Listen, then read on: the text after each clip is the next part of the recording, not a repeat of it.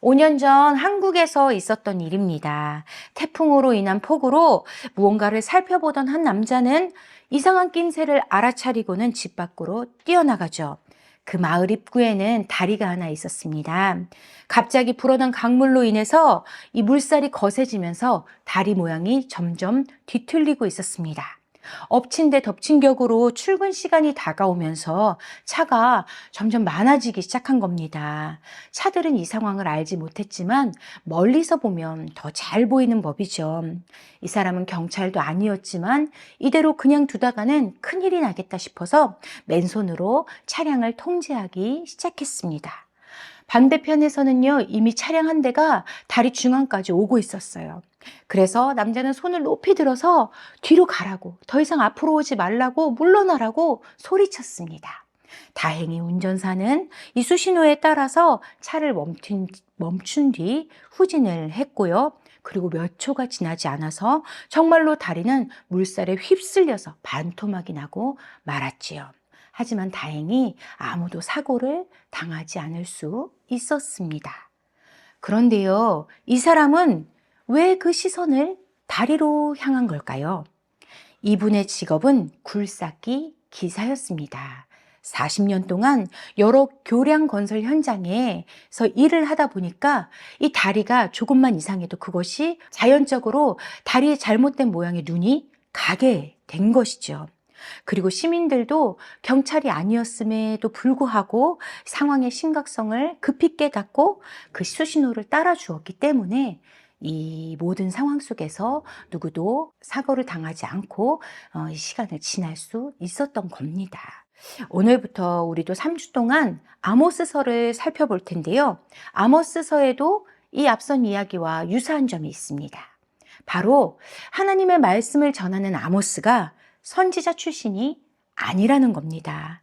그는 목자였고 뽕나무를 재배하는 농부였는데요.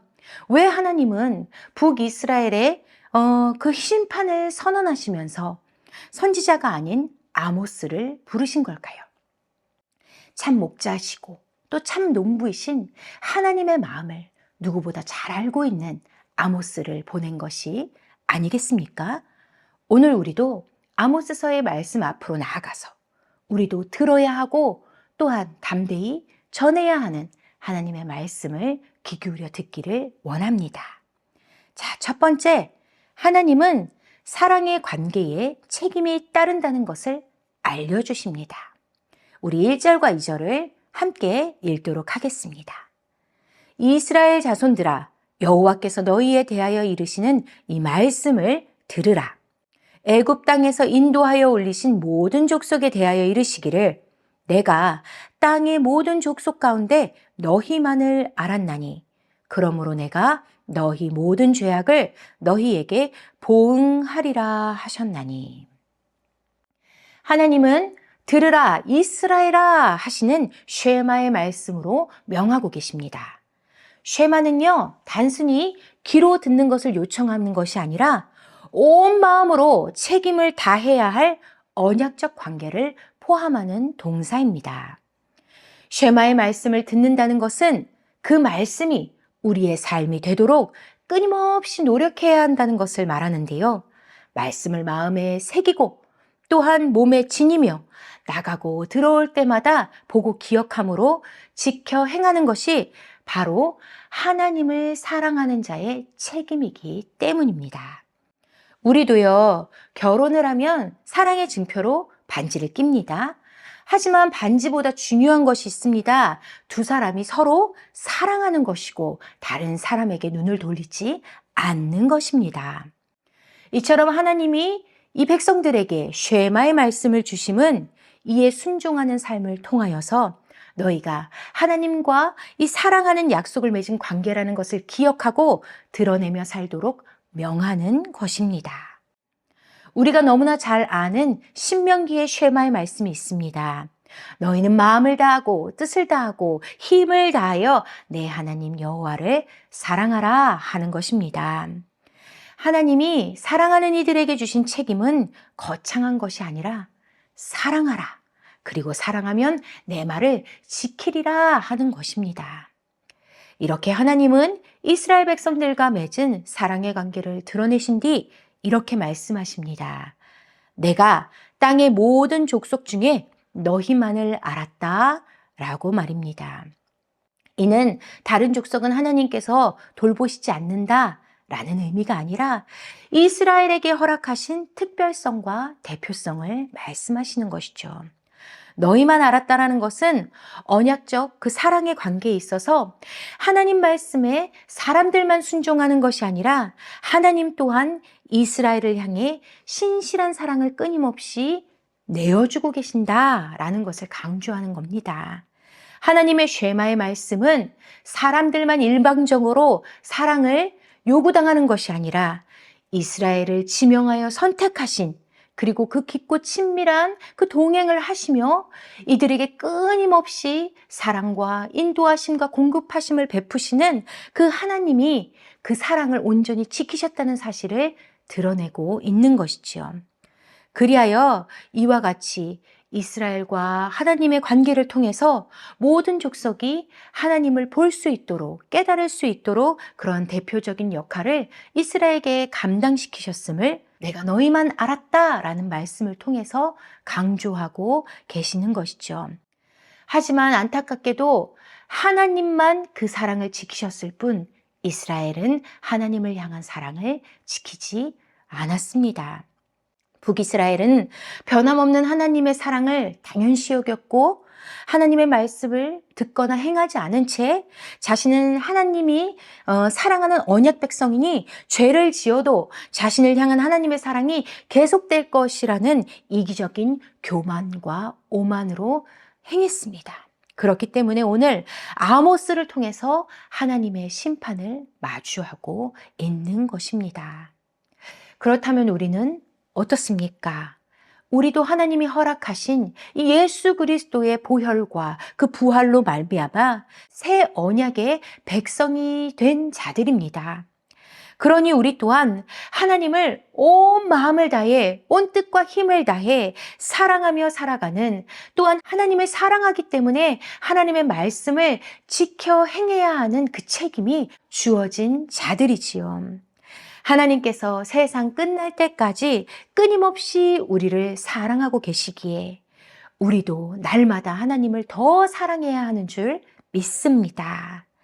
또한 우리가 하나님을 사랑함으로 하나님이 주시는 이 귀한 말씀, 무겁고 혹은 버거울 때가 있을지라도 오직 기쁨과 감사로 또한 은혜로 주님의 손을 꼭 잡고 순종을 주님께 내어드리는 우리가 되기를 주님의 이름으로 축복합니다. 그리하여 두 번째, 하나님은 깨어진 사랑의 관계에 심판이 따른다는 사실을 알려주십니다. 아모스가 하나님의 심판 말씀을 전한 때는 여로보암 2세가 북이스라엘을 다스리던 시기로 이때는 부요가 넘쳐 흘렀습니다. 늘 이스라엘을 가로막고 위협하던 아람과 아수르라는 거대한 두 댐이 동시에 무너지니 이스라엘은 강물이 가득 찬 강처럼 풍요로웠습니다. 하지만 진실한 충만과 평안은 오직 하나님께로부터 오는 것이지요. 하나님이 떠나가시면 모든 것이 헛되고 헛된 것입니다. 북이스라엘의 시작은 이랬습니다. 분열 왕국의 시작 때에 하나님께서 여로보암에게, 오늘 여로보암 2세와 이름이 똑같지요. 여로보암에게 10지파를 주시면서 이렇게 말씀하셨습니다. 열왕기상 11장 38절입니다.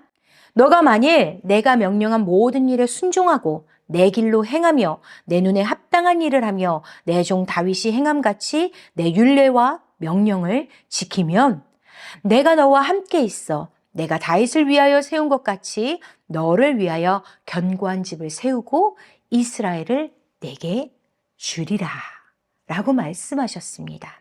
하지만 여로보암은 어떻게 했을까요? 하나님의 손과 그 말씀을 다 뿌리친 채 자신의 생각대로 죄악의 길을 행합니다. 백성들이 예루살렘에 가서 예배하다가는 남유다에게 다 빼앗기고 자신이 죽게 될까를 두려워하므로 베델과 단에 금송아지를 세우고 이것이 애굽 땅에서 인도한 너희의 신이니 이를 섬기라 명했지요. 남유다는 비록 한 지파였지만 예루살렘 성전에 위치했고 또 하나님이 약속하신 다윗 언약을 통해서 혈통적인 왕권이 유지되었습니다. 이에 북이스라엘은 출애굽 신앙으로 이스라엘 정통성을 고집하려 했지만 신앙은 정통성에서 오는 것이 아니라 바로 하나님을 경외함에서 오는 것이지요. 이렇게 금송아지가 너희의 하나님이다 라고 속여봤자 이것은 하나님을 섬기는 것이 아니었습니다. 이렇게 하나님의 말씀에 불순종한 채 금송아지를 섬기며 시작된 북이스라엘은 여로보암부터 오늘 여로보암 2세에 이르기까지 약 170여 년의 시간 동안 13명의 왕을 거치며 한 번도 죄에서 떠나지 않았다 말합니다. 그리하여 하나님께서는 남유다에서 목자로 또 농부로 살아가는 백성 아모스를 부르셔서 이스라엘의 심판을 명하고 계시는 겁니다. 이스라엘아 들으라 하시는 쉐마의 말씀으로 하나님의 사랑을 무참히 짓밟아버린 이들에게 반드시 짊어져야 하는 죄악의 책임을 묻고 계시는 것이지요. 우리 오늘의 본문 3절에서 6절을 함께 읽도록 하겠습니다. 두 사람이 뜻이 같지 않은데 어찌 동행하겠으며 사자가 움킨 것이 없는데 어찌 수풀에서 부르짖겠으며 젊은 사자가 잡은 것이 없는데 어찌 굴에서 소리를 내겠느냐. 덫을 땅에 놓지 않았는데 새가 어찌 거기 치이겠으며 잡힌 것이 없는데 덫이 어찌 땅에서 튀겠느냐. 성읍에서 나팔이 울리는데 백성이 어찌 두려워하지 아니하겠으며 여호와의 행하심이 없는데 재앙이 어찌 성읍에 임하겠느냐. 하나님은 인과관계를 통해서 이스라엘을 향한 하나님의 이러한 심판과 진노가 정당하다 말씀하십니다. 3절에서 두 사람의 뜻이 같지 않으므로 동행할 수 없다고 말씀하심은 출애굽하여 시내산에서 약속한 하나님과 이스라엘의 그 언약 관계를 기억나게 하시면서 이스라엘이 이 언약에 대한 책임을 버렸기 때문에 더 이상 너희와 하나님이 동행하지 않겠다라는 것을 말씀하고 계시는 것이지요. 또 4절에서 사자가 먹이를 발견했으므로 소리를 내는 것처럼 하나님의 심판에도 이유 없는 분노가 아니라 하나님을 버리고 불순종하며 우상을 섬기고 또한 하나님의 거룩한 백성의 삶을 저버린 이 이스라엘의 죄악 때문에 하나님이 지금 이 심판을 내리고 계신다. 하나님이 지금 이러한 큰 진노의 부르짖음을 내고 계신다라는 것을 말씀하고 계십니다. 5절에 덫에 잡힌 새는 덫과 같은 하나님의 심판이 이스라엘에 반드시 임할 것임을 말씀해 주시며 또한 6절에 성읍에 울리는 나팔 소리는 전쟁 나팔 소리로서 하나님께서 아수르를 다시 일으키셔서 북이스라엘을 심판하실 거라는 것을 더욱더 구체적으로 말씀해 주고 계시는 겁니다. 하지만 이와 같은 하나님의 심판 선언의 끝은 놀랍게도 소망을 품고 있습니다. 버려짐이 아니라 회복을 향하여 말씀하는 것이기 때문입니다. 그리하여 세 번째, 사랑의 관계는 회복을 포기하지 않는다는 사실을 알려주십니다. 7절과 8절을 제가 읽도록 하겠습니다. 주 여호와께서는 자기의 비밀을 그종 선지자들에게 보이지 아니하시고는 결코 행하심이 없으시리라. 사자가 부른짖은즉 누가 두려워하지 아니하겠느냐. 주 여호와께서 말씀하신즉 누가 예언하지 아니하겠느냐. 지금 이 모든 하나님의 말씀은 남유다에서 목자와 농부로 일하고 있던 아모스의 입술을 통해서 전달되고 있습니다. 아모스는 목자며 농부 출신이라 했는데요. 그를 소개하는 히브리어를 보면 일반적이지 않습니다. 대개는요, 이 적은 양을 치는 목자를 로에라고 부릅니다. 그런데 아모스는 노케드와 보케르라는 히브리어를 동시에 사용합니다. 노케드는 수천 마리가 넘는 많은 양떼를 소유한 목장의 주인을 의미하는 것이고 보케르는 소를 치는 자입니다. 다시 말해서 아모스는 가난한 유랑 목동이 아니라 남유다 드고아라는 곳에서 수많은 양과 소를 돌보고 또 돌무화과 농장을 경영하던 부유하고 식견이 있었던 자임을 알 수 있는 것입니다. 그에게 돌볼 가축과 열매들이 많지만 그럼에도 하나님의 말씀이 임하시니 그는 순종하여 모든 것을 내려놓고 북이스라엘로 나아가 하나님의 말씀을 이렇게 전하고 있는 것이죠. 북이스라엘은 하나님의 말씀을 전할 자가 없는 것입니까?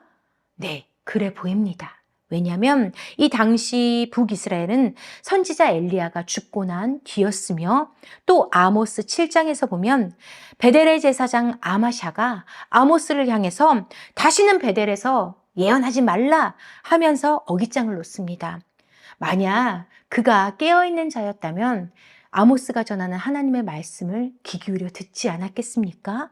오늘의 말씀처럼 사자가 부르짖으면 두려워하지 않을 자가 없는 것인데 말입니다. 하지만 자기 생각과 교만으로 가득 탄 자는 사자가 부르짖을지언정 그 소리를 듣지 못한다는 것이죠. 떠먹여 주어 들려주어도 귀를 닫고 마음을 닫고 있는 상태라는 것입니다. 오직 깨어 하나님의 말씀을 듣는 자만이 이 무거운 짐과 같은 말씀을 가지고 그 자리로 나아가는 것이지요. 아모스의 이름의 의미는요, 짐을 진 자입니다. 그가 진 짐들은 무엇이었을까요? 많은 소유를 잠시 내려놓는 일도 쉽지 않은 일이지요. 또 자신이 거하는 남유다가 아니라 북이스라엘로 가서 또 하나님의 축복이 아닌 심판의 말씀을 전하는 것도 쉽지 않은 일입니다. 이는 다 짐과 같은 일이죠. 하지만 더더욱 짐과 같은 일은 무엇입니까? 이 말씀을 전하는데 아무도 듣지 않고 오히려 멸시천대를 받는 것이지요. 하지만 그럼에도 불구하고 이 무거운 하나님의 말씀을 전해야 하는 이유가 무엇입니까? 바로 아모스가 하나님을 경외하는 자였기 때문입니다.